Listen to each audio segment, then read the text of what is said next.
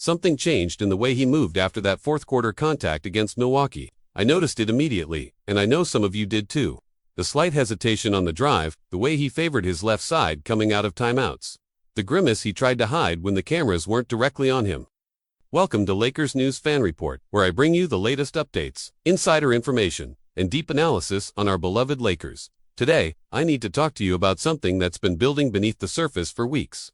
Something the organization has been managing quietly, and something that just reached a critical point that could reshape our entire season trajectory.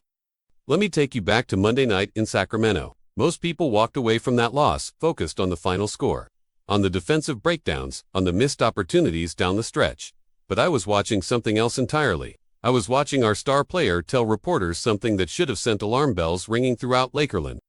He admitted he was uncertain about his status, that he felt something during warm-ups, that he was just trying to get warm and get going. Those aren't the words of a player dealing with typical game-to-game soreness. Those are the words of someone managing something more significant, something that doesn't just disappear with an ice bath and a good night's sleep. And here's what made it even more concerning. When pressed about the specific location of the discomfort, about whether it was his inner thigh or his groin, he couldn't give a straight answer. He just said it was somewhere in there. Think about that for a second. A professional athlete at the highest level, someone who knows his body better than anyone, unable or unwilling to pinpoint exactly where the pain is coming from. That ambiguity isn't accidental. It's either because the issue is more widespread than we initially thought, or because specifying the exact nature of the injury would reveal just how serious this situation has become. But here's where it gets really interesting, and this is what I need you to understand about what we're dealing with.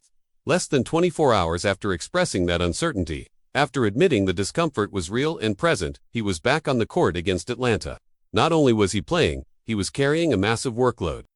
33 minutes in a back-to-back situation, coming off a game where he admitted feeling compromised. He put up 27 points, 12 assists, 5 rebounds, 5 made threes. By any standard, that's an elite performance. But I want you to focus on what he said after that game, because this is where the full picture starts to come into focus.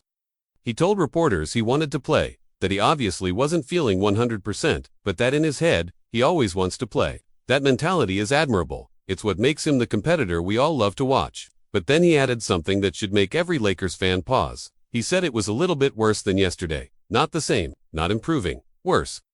He played through it anyway, put up big numbers, helped us secure a blowout win, and the issue got worse. That's the reality we're facing right now, and it's a reality that demands our full attention. Now, I know what some of you are thinking. You're looking at the stat sheet from Thursday's game against Charlotte. 39 points, 3 rebounds, 4 assists in 35 minutes. You're seeing those numbers and thinking everything must be fine, that if he can produce at that level, the injury can't be that serious. And I understand that perspective. I really do. But I need you to look deeper than the box score. I need you to understand what it means when a player is producing at an elite level while simultaneously dealing with escalating discomfort in a soft tissue area. Because the danger isn't just about what's happening right now. It's about what happens in week 3, week 4, week 5 of playing through this. It's about the difference between managing a minor issue and turning it into something that costs us months instead of days. Let me give you some context about workload, because this is absolutely critical to understanding the situation we're in. Right now, our star is averaging 33.6 points per game. That's not just team leading, that's league leading. He's carrying the heaviest scoring burden of any player in the NBA. And it's not just about the points. He's logging 36.4 minutes per night, which ranks 4th highest in the entire league. Those aren't rotation player minutes. Those aren't even typical star player minutes in today's load management era. Those are workhorse minutes, the kind of minutes you see from players who don't have adequate help around them, from players who know their team desperately needs every ounce of production they can provide. And here's the part that should terrify every Lakers fan.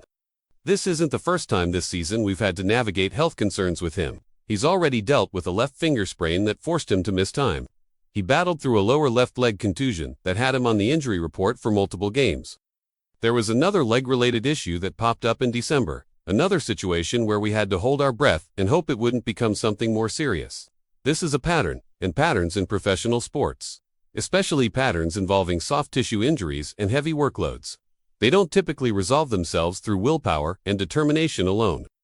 Earlier this month, reports surfaced suggesting he'd been playing through significant discomfort, with sources describing a lot of pain and lingering issues across multiple areas of his body. Those reports indicated his explosiveness had been affected, that his outside shooting wasn't quite where it normally sits, to despite the raw numbers still looking impressive. Now, those specific claims were later disputed by other credible sources who pushed back on the severity of that portrayal. But here's what we know for certain. Beyond any dispute or conflicting reports, the injury report doesn't lie.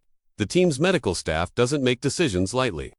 And when a player goes from questionable to active to questionable to active to suddenly ruled out, that tells us everything we need to know about the trajectory of this situation, because that's exactly what happened.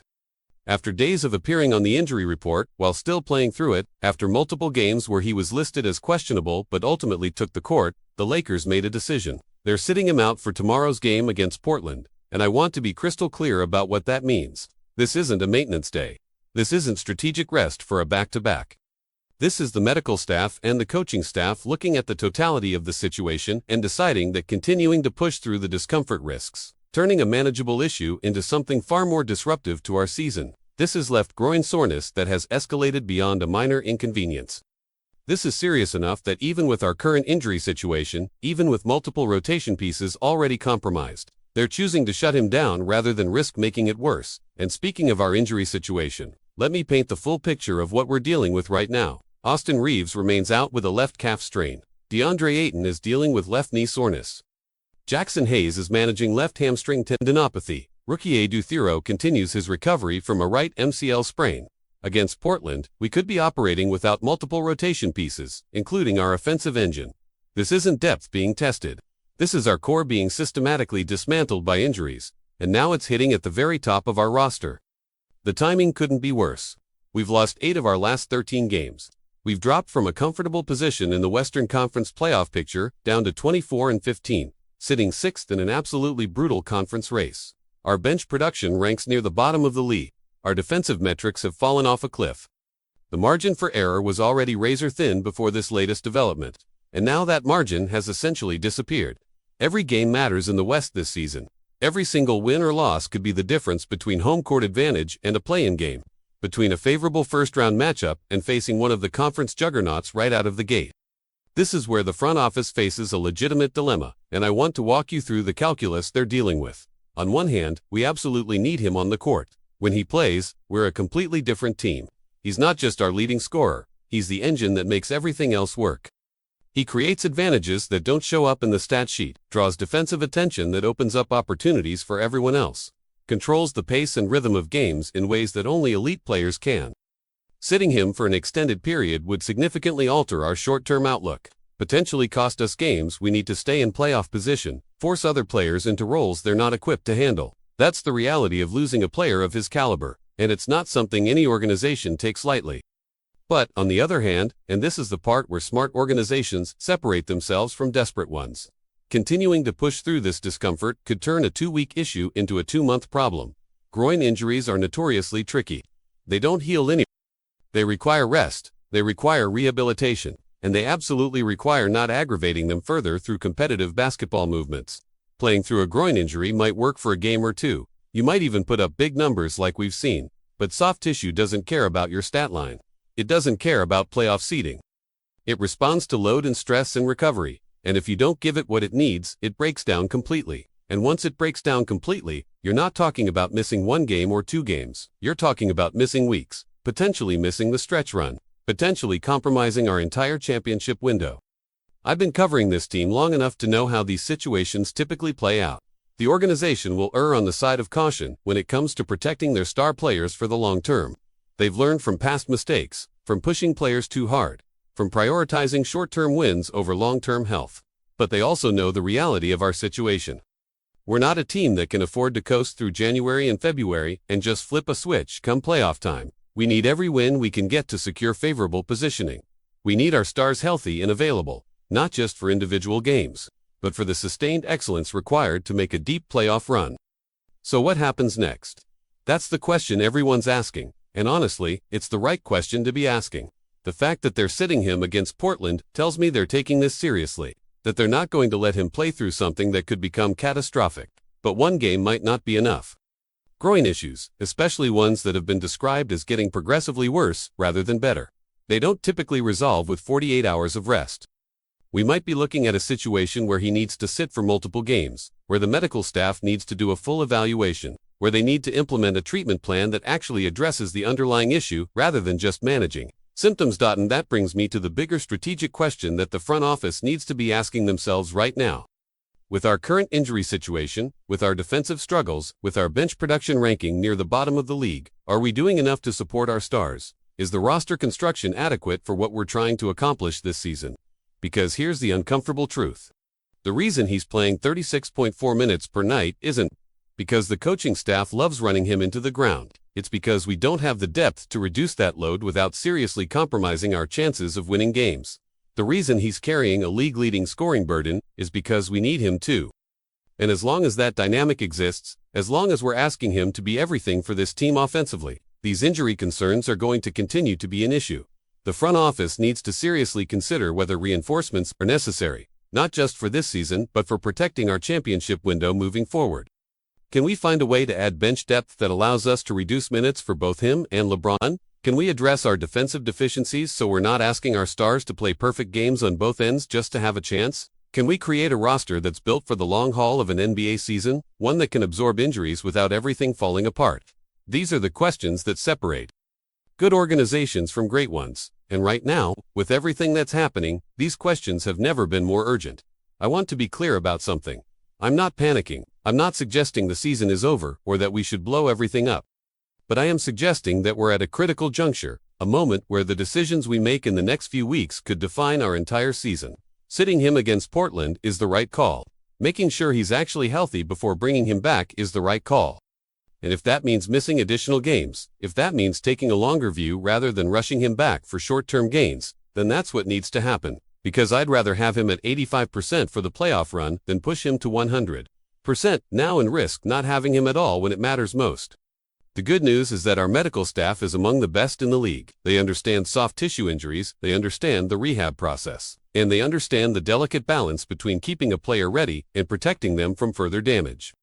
The coaching staff has shown they can adapt, they can adjust rotations, they can find ways to be competitive even when key pieces are missing, and our remaining healthy players have shown flashes of being able to step up when opportunities present themselves. This isn't an impossible situation.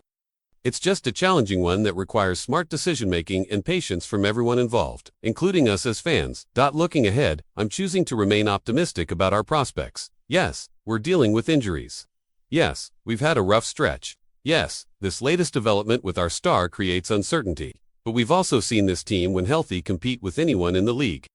We've seen the flashes of what this roster can be when everything clicks. And most importantly, we still have a championship-caliber core. We still have one of the best coaching staffs in the league, and we still have time to get right before the playoffs begin. The Western Conference is brutal, but it's also wide open. No team has separated themselves as an unbeatable juggernaut. That means every game matters, but it also means we're still very much in the hunt if we can get and stay healthy down the stretch. So here's where I need your input, because I want to know how you're processing all of this. Do you think the Lakers made the right call sitting him out against Portland? Would you rather see them be extra cautious with his recovery, even if it means missing additional games?